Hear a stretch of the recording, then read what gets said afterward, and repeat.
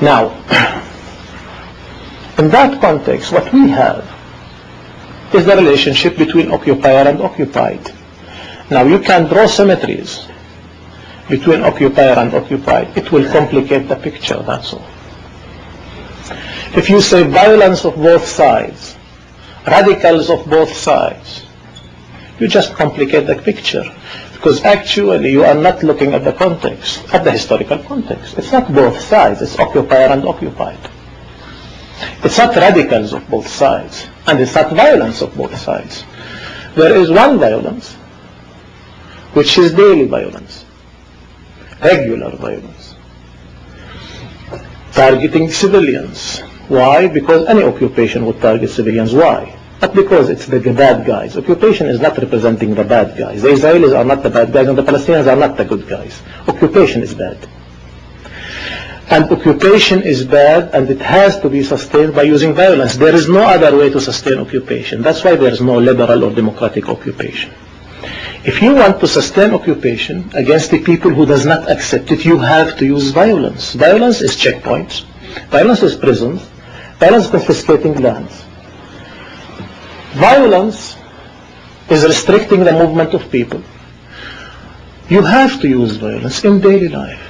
So occupation is 24 hours violence against civilians, whether it likes it or not, whether the people who are doing it are liberals or not. They have to do it. Why? To sustain occupation. There's no other way. Because people will resist occupation.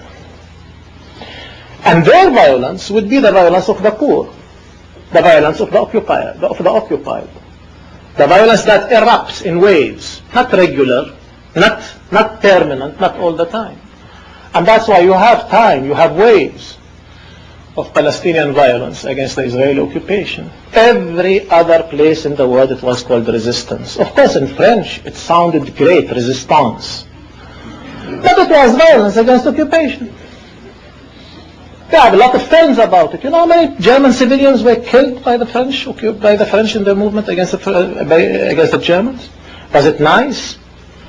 Were they nice people, the people who participated in the resistance? No, they were not nice people. They were just ordinary people fighting against occupation. Some of them were actually not good people. And they make mistakes. It was that case.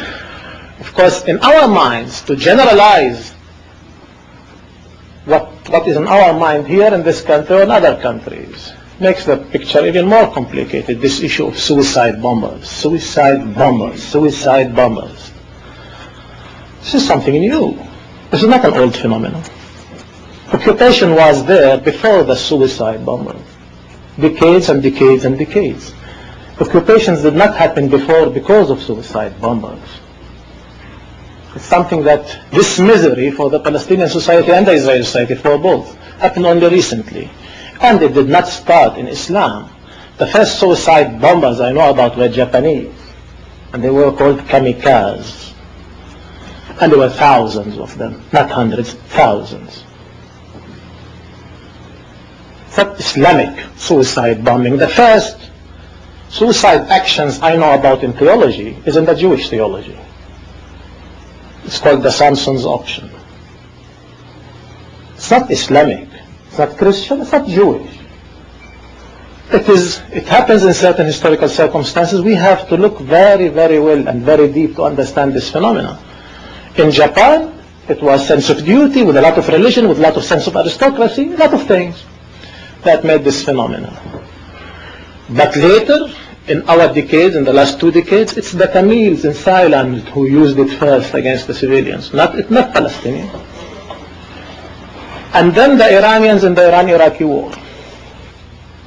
And then Lebanese against the American troops in Lebanon. And last were the Palestinians. It's not a Palestinian phenomenon. We don't know it in our history. And we had the 1948 occupation and expulsion of the Palestinians. And we had the 1967 occupation, which is a very brutal occupation. The Israelis would like to present it as a liberal occupation. Now let me tell you this. I think it's as a researcher, now leave the Knesset aside. I think it's one of the most primitive and brutal occupations in history. And I share this idea with many liberal and leftist Israelis who use even sharper language than me. They allow themselves sharper language than I do. Why do I say that? Because every other colonialism felt that it comes as a part of the burden of the white man to civilize the barbarians, the primitive people. It had a certain time and to go. The English in India, they knew that they are there for a certain time and they will go. In that time, with their racist superiority or democratic superiority or superiority full stop, they felt that they have a duty in India to do, and they did it. And they left. But if you go to India, you find English buildings there. English universities, English roads, English bureaucratic system. That's what you will find in ex-French colonies. If you go to the West Bank and Gaza, you will never find an Israeli building, not one.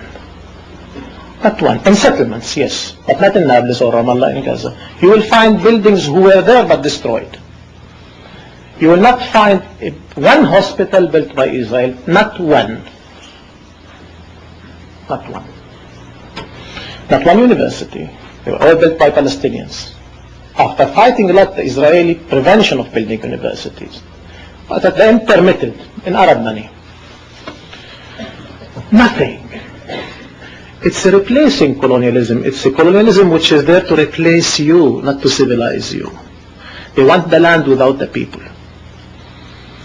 And that's why Palestinians are called in Israel, including Israeli Arab citizens, like me. A lot of time we wake up to the radio, if you have this problem in your life that you have to hear news in the morning. Not everybody has this problem.